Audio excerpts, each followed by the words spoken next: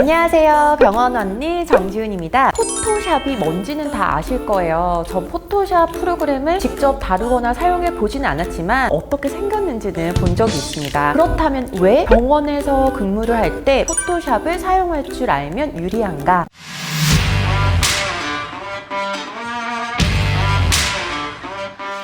네, 포토샵은 아시다시피 모든 디자인을 제작을 할 때 사용이 되어집니다. 자, 우선은 우리가 병원에 내방하기 전에 병원 홈페이지 정말 많이 보시죠? 자, 글로비 성형외과 홈페이지 이렇게 한번 띄워볼게요. 병원 홈페이지에 들어가 보면 웹, 모바일 둘 다 추석 연휴 일정, 그리고 코로나로 인한 소독 이런 관련한 팝업 창들이 다 뜰 거예요. 대부분 병원에 많이 뜹니다. 이런 것들을 다 포토샵으로 만들게 됩니다. 당연히 글로비 성형외과에는 기획실이 있기 때문에 기획실 소속의 전문 웹 디자이너가 이제 이런 디자인 작업을 진행을 하겠죠. 보통은 20, 30인 이상 규모의 병원은 소속 디자이너가 일하고 있는 경우가 좀 많은 것 같고요. 아니면 이제 전문 거래처 같은 업체에 외주를 주는 경우도 많습니다. 그런데 규모가 작은 병원은 자체 기획실은 당연히 없을 것이고 또 급하게 이런 팝업 공지를 해야 하는 경우들도 있어요. 그럴 때 병원 직원이 포토샵을 할 줄 안다. 근데 그러면 아주 땡큐죠, 이거는. 병원에 방문했을 때도 마찬가지입니다. 이렇게 병원에 실제로 이렇게 내원을 하게 되면 각종 이벤트가 막 부착돼 있고 시각적인 이런 디자인들이 원내 곳곳에 부착이 되어 있는데 아마 근데 이런 거 보신 분 계실 거예요. A4 용지에 예를 들어서 병원 로고 같은 거 들어가 있고 디자인 같은 거 없이 체온 측정 후 접수 도와드리겠습니다. 누가 봐도 이거는 그냥 타이핑한 거 같은 거, 출력한 거 이런 거를 보신 경우도 있으실 거고요. 또는 병원 휴진 안내가 진짜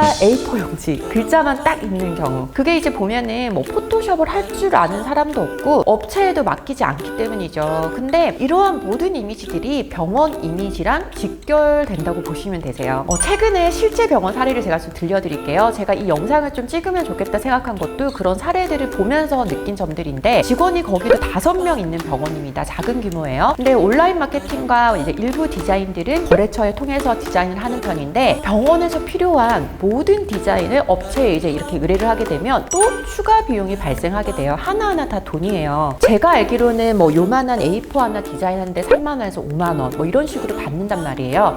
여러분들도 플러스 친구 아시죠? 플러스 친구도 보시면 병원 소식이라든지 각종 이벤트들이 디자인돼서 올라가고, 또 인스타그램도 업체에서는 해줄 수 없는 병원의 소식들, 예를 들어서 고객님이 사다 주신 맛있는 간식, 고객님들의 이러한 감사 표현, 우리 병원 직원 CS 교육했습니다 이런 소식들을 자주자주 업데이트를 해야 되는데 이거는 좀 자체적으로 하시는 게 좋거든요. 왜냐면 거래처에서 한계가 있어요. 결국 직원이 조금 이렇게 소소하게 올리라고 시키는 그런 작은 병원들도 많아요. 여러분들이 병원에 입사해보시면 나는 코디네이터인데 딱 이 업무만 이렇게는 잘 안 돼요. 이게 모든 조직들이 멀티태스킹이 필요한 경우가 많습니다. 근데 이럴 때 내가 자발적으로 포토샵을 할 줄 알아서 예쁘게 좀 디자인해서 올렸다. 근데 이거는 바로 본인의 능력이 돼버리는 거죠. 플러스 알파. 그래서 제가 말씀드렸던 그 5인 규모 병원에서도 에다가 매번 말을 할 수가 없으니까 우리 직원들끼리 화요일에 10시에 원장님 유튜브가 올라가면 이거를 좀 가공해서 플러스 친구에도 올리고 인스타그램에도 좀 자체적으로 해보자. 그거를 맡았는데 이 친구가 만약에 너무 잘한다. 지금은 그 친구분이 조금 이것저것 배워서 하고 계신데 포토샵을 할 줄 알면은 훨씬 더 예쁘게 올리겠구나 이런 생각을 제가 했었거든요. 제가 운영하는 회사인 저희 메디피아 아카데미 서울센터에 25세 교육 매니저님이 근무를 하고 계세요. 채용할 때는 제가 사실은 포토샵을 할 줄 안다는 걸 몰랐어요. 거기다가 특별히 질문을 하지도 않았고 자격란에 포토샵 관련된 그런 내용들이 없었기 때문에 몰랐는데, 같이 일을 하다 보니까 포토샵을 좀 곧잘 하시는 거예요. 그리고 조금 하다 보니까 갈수록 실력이 느는 거죠. 제가 한번 보여드릴게요. 최근에 저희 병원 코디 과정에서 이런 실습했던 사진들, 그리고 또 저희 선생님들 수료하면서 이렇게 매번 취업을 하시는데, 이런 것들을 어쨌든 어색하지 않게 사진을 이렇게 좀 예쁘게 편집을 할 줄 아시니까 저도 너무 좋죠.